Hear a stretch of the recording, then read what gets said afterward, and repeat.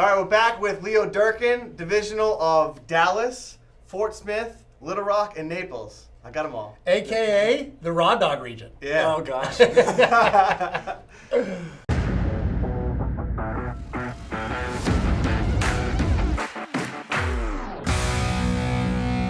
So, brother, welcome. Yeah. We're happy to have you, man. We got a couple questions like we always do to get things started, get you kind of warmed up. Hold on, time out. Leo's for sure, I think the best, him and Chet are probably two of the best looking guys in the company. Oh, that's Chet. That's Chet. Chet Yeah. is hot. Yeah, Chet is Chet. good. Shout out. Chet. Shout out to Chet. Chet Stop looking is so good. officially Oh, the he's poster beautiful. boy of every single door-to-door I company agree. he's ever worked for. In fact, Even once he hasn't worked for it, he makes a great poster child. That's true. Yeah. I think the other day when you Give him moved early, in, we right? saw him shirtless poster style for your transition out there to here. You just moved here from Naples, right? Yeah, we legit just moved in like a week and a half ago. We moved into my house. Painted your house. The house is coming along. I painted the house. Oh, yeah. Myself. I was too. Yeah. To Kellen and Austin did help for about 3 minutes. 10 seconds. Yeah, Legit. yeah. They came That's in. called help. They took pictures for the gram and then they left. Exactly. Yeah. That was it. Yeah. Well, good, man. Well, let's get right into it. We want to know a lot more about you, brother. So, who or what inspires you? Oh gosh. I think one of the things that attracted me most to coming over to when it was originally AKE was having the opportunity to build something. Mm-hmm. So I definitely had that sense when I sat down with Judd and talked to Kellen that coming over to AKE I had an opportunity to grow, and so I think that's probably one of my needs is I have to feel that I'm building something, creating something. Yeah, I think when we first met, we were playing golf, and I could just tell right away you and Chet were destined for something much bigger than what you were coming from. So I wasn't destined for golf, that's for sure. So, yeah. That is true. Chet, you too. Good looking man, not a very good golfer. But let's move on. All right, man. So again, where are you from? So Hold on. So yeah. Tell us your story. Where you're from. How you got here. Oh, gosh. Your run of being. Yeah. I mean, Leo. Do you guys want me? How long? You want the condensed? Hey, no. version? Okay. No. Not at all. Give it to us. So was raised in Las Vegas, Nevada.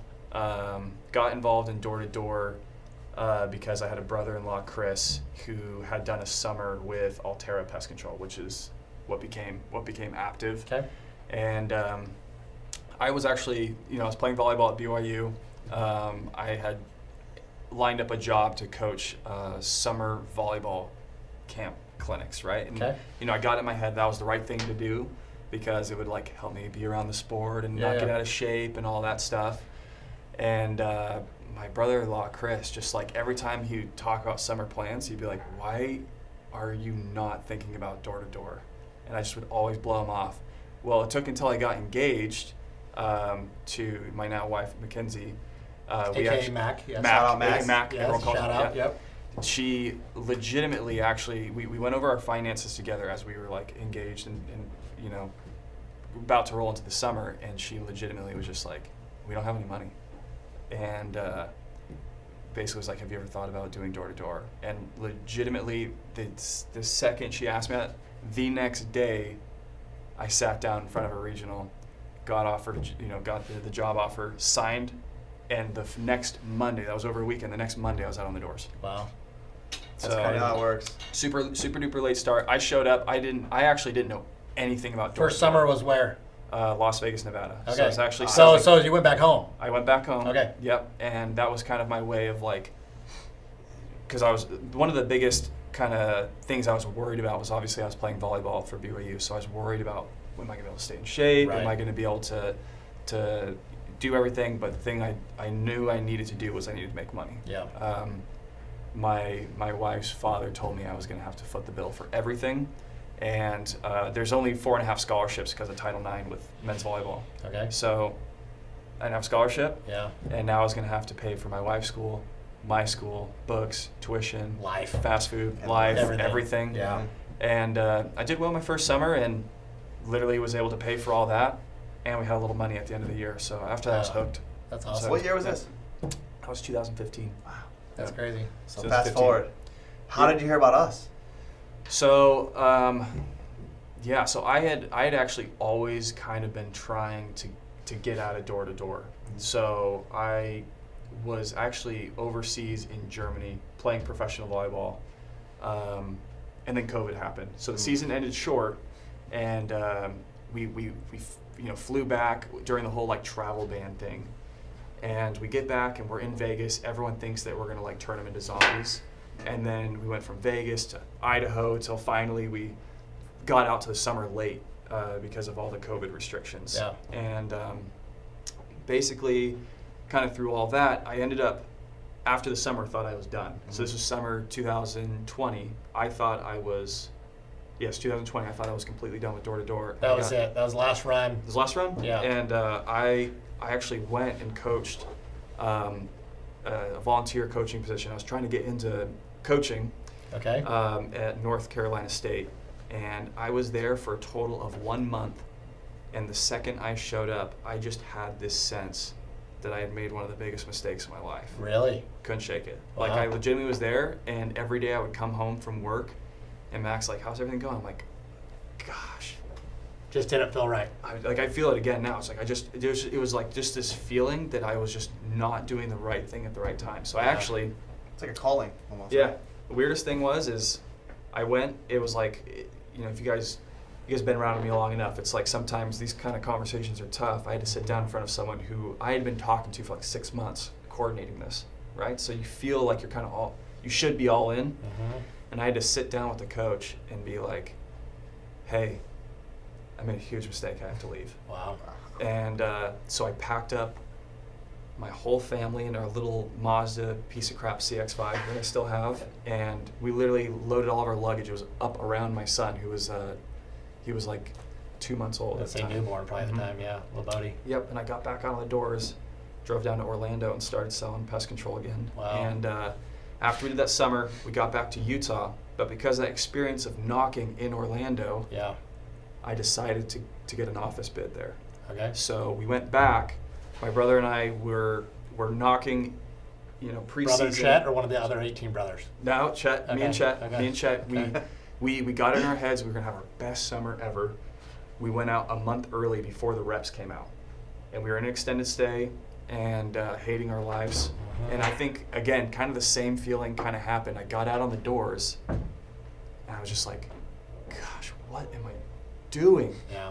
Right, so I just had that feeling, just like, what the heck is going on? Like, I felt like I just was not still in the right place, and somehow the apps weren't working or whatever, and we were in the extended stay. We couldn't knock. The sales app wasn't working. The knocking app wasn't working. Like literally, All the writing's on the wall. nothing was working. And Kellen texted me. Of course she did. Yeah. Shout out Kellen. Shout out Kellen. Literally, what Kellen said is it was something along the lines of like, "Hey, I know you're like drinking the green Kool-Aid, Uh-huh. but can I please tell you what I'm doing right now in solar?" And I was like, "Yeah, call me right now." That's amazing. And turns out I was staying in extended stay in Altamonte Springs, which was a 5-minute drive from Judd. Yeah. So and the office, everything right there. You're literally in the backyard. oh my gosh, Kellen freaked out. As we're talking, he's just like spewing off numbers, like giving me like the sales pitch or Oh whatever. yeah. Oh yeah. And He's selling you. oh yeah, Oh, he's yeah. and I'm just sitting there just like I was kind of ambivalent about the whole thing. 'Cause Yeah. it's like you're in the industry so long, you've heard Yeah. You've heard it. It's this and that. It's The grass is greener, this Kool-Aid's blah better. blah blah. And and so what happened though is he's like, I can see like Kellen's face from the other side. He's like, "You're in Orlando? Holy crap!" So then he's like, "You have to talk to my boss." I'm like, "Okay." Call so, BZ, they're on their way, right? There you go. So I literally we hang up. He sends me the address. I turn to Chet, and Chet's just like laying on the other bed in the extended stay, just like we're both just like hating our life. And I'm like, I remember telling him like, "Hey, I'm gonna go see if this solar thing's real. If it is, like, what do you think?" And he's like, "Yeah, let's do it." So I was like, "Okay, That cool." was it. So I went and sat down with Judd, Wow. and here I am. That's amazing. Yeah. Very, very, very cool story. Yeah, super weird. That's awesome. Sounds similar to most Love stories it. we get about how Judd was able to talk to you and tell you about this idea. But overall, dude, we're glad you came. Obviously, within a week, I think you were playing golf with us, so that worked out. Oh yeah, pretty good. we were scoping you guys out. We were like, we were, going through the books and Yeah. no, it was But we perfect. just- honestly, when I came over, the thing I was really just trying, after being through the industry for so long, It was finally just wanting to find a good ideological fit. A career, a home. Yeah, it was just like how looking at the company structure, looking at like how the reps felt about the company. Like when I was out shadowing, I was like interrogating every single setter. Yeah. You know, just seeing how they felt about their job and seeing how the closers felt. We about made their sure job. the right guys were with you. Yeah. Yeah, Doing yeah. that, so. Yeah, you guys Potemkin Village, just like putting me in all the good offices. Yeah. Cool. No, that's awesome. Super Well- cool story. And it's crazy to see like that was a year and a half ago, 15 months ago, 14 months ago, and now it's Yeah. like explosive growth that you've done. It's been awesome. You guys are Yeah. studs. Awesome. Yeah, it's really taken off for you, man. Which obviously brings me to the next point. Now that you've grown, you've seen this thing kind of through from like, the beginning stages as far as knocking goes, and then self-genning, and then managing, and now in a divisional role. If you were to give some advice to some people starting out, what would you tell them if this is their first summer? Oh man. How to focus. So I guess I gotta like think of that through like the lens of like if I was starting again, Mhm. like what would I do right? And the hard part is I actually made every single mistake in the book. I think there are some people who start off in door to door and they have like really good mentorship at the very very beginning who can help kind of instill some good habits in them. Yep. And I made every single mistake in the book as far as like mailing it in early, not being committed. I was always 1 foot in, 1 foot out. Which we talked about last. Yeah. Yeah, I was Yeah. always 1 foot. I mean, volleyball was always like, volleyball is the reason I did sales, Yeah. right? Mhm.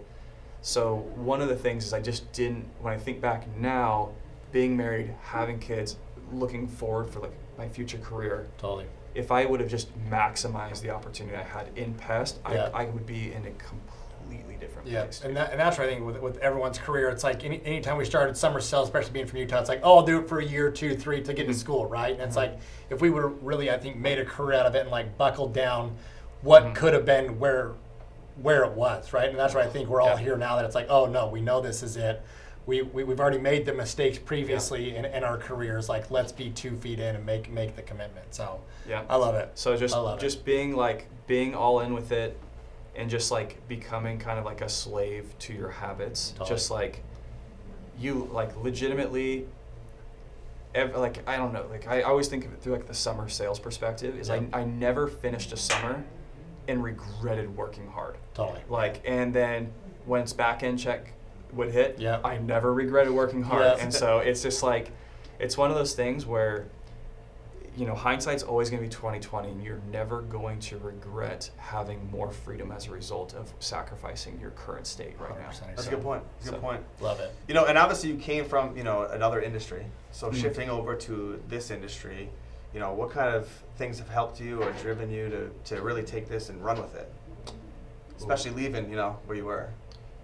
The number one thing that was so appealing was being able to take all that concentrated work that I would pack into a summer, and now having an opportunity where I could be just as effective doing Balance that it over a out. year. Because it was one of those things. One of the big lies I kind of had to like change in my head about summer sales is I'd always tell myself, I only work 4 months out of the year, and I get 8 months off.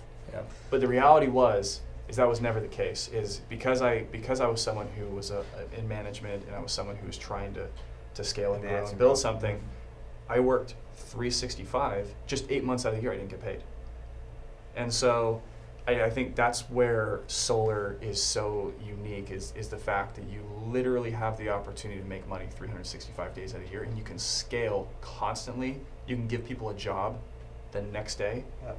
You can, just your ability to scale your organization is way Yeah. higher in solar. And I think, to credit your point there, balance. You get a lot more balance with your life, and you can Yep. actually, have a full day. I mean, obviously, we work 16-hour days, but at the end of the day, I mean, it isn't required. It's if you like it, you do it. Yeah. And you spend the time towards it.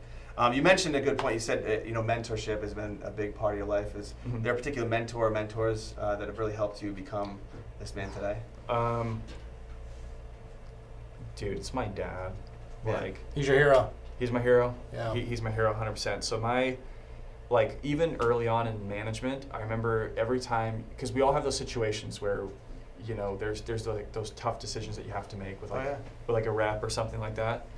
I would always call my dad first. Yeah, it was right? always your sounding board. Oh, and we would. It's like the one thing I always appreciate about my dad you know, we would really like turn over ideas and think through them and work through them and like think through the implications, and like he's very good at like we could think out loud together, which is something that I always kind of needed. And so he was just such a good just like counselor. Just my whole life he's been that way, and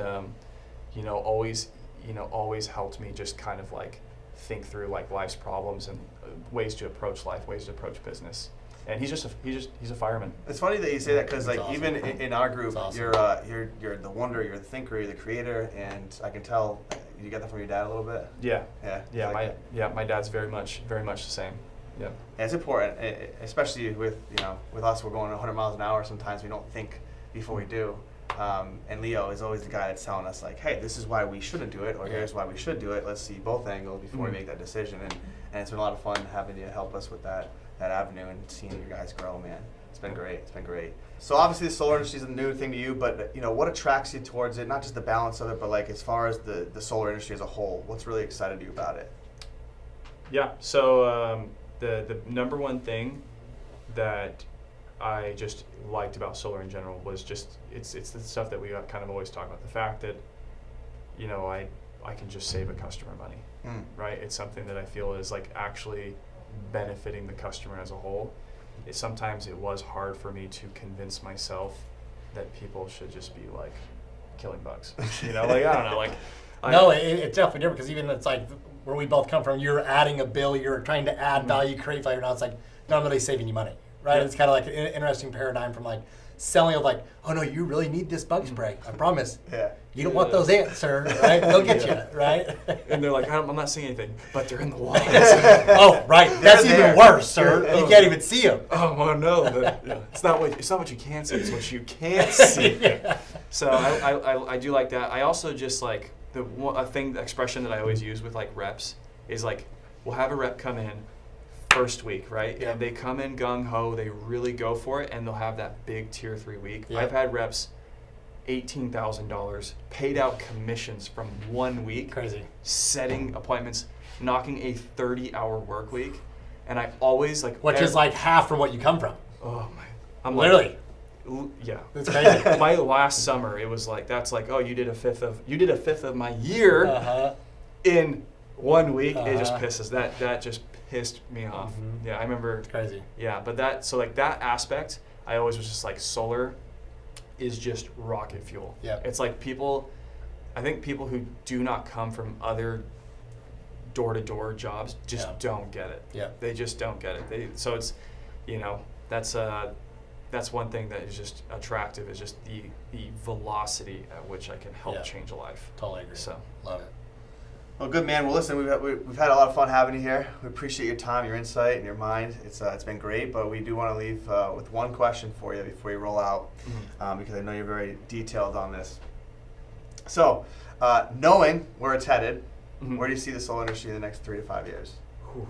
Okay. Well, obviously that is going to depend on, some legislation and everything like that. But I think solar is just going to increase in popularity, and with the way the market it currently is, with just inflation and utility rates, and simply just from the fact that solar panels on roofs are going to become more and more commonplace for the actual consumer to see, we're going to see mass adoption. Yeah. Oh, yeah. And so I think for a lot of people right now, it's, obviously, I think that's maybe the one downside with solar is the fact that it is more visible. Sure. That, no one can tell if you have an alarm system. Yeah. Right? No one can tell if you have pest control. Yeah. But the optics, but that's, there's a little bit of a dichotomy with that. You have the fact that you can see it, so it's more likely to be adopted, but also you can see it, so maybe there's going to be some more resistance with it. But I think overall, the next 3 to 5 years, it's going to go absolutely, what's the word? Asymptotic. It's just going to go straight up. I agree. So Totally agree. I think for those people starting now, I think it's important to make sure that you are developing the skills that you need to be ready for when we get that uptick. Absolutely, man. Love it. Well, thanks for coming on this show, man. And, We love you. We love having you. We love having Chet and the team. Shout out to all your team, man. Shout out to all your boys. You guys do great. Guys doing a great job. The girls doing a great job Andrew out Whitney's there. slapping. Yeah. Yeah. Any shout outs you want to give real quick? some people? Yeah, there was Hannah in Little Rock, Tier 3'd her first week knocking, has no door-to-door experience, no sales experience Really? whatsoever. Love it. Just completely great job. I sent her a text. Good job, Hannah. Yeah, she's killing it. Yeah, Andrew and Peter doing phenomenal work holding it down. They're scaling up Little Rock like lights out. Cam Burtock, Ridge Bennett, they're out there in Fort Smith. Killing it. Tier 3 their first week as an office, That's awesome. which is very unusual. You Mhm. know, yeah. And then the staple. Naples. Naples Just is down there. the staple. He Yeah, is the they're, staple. they're studs. Yeah, I love it. they're killing it. It's awesome. Well, that's Leo Durkin, everyone. There he is, the man, the myth, the legend. You heard it here first. There you go. Bang.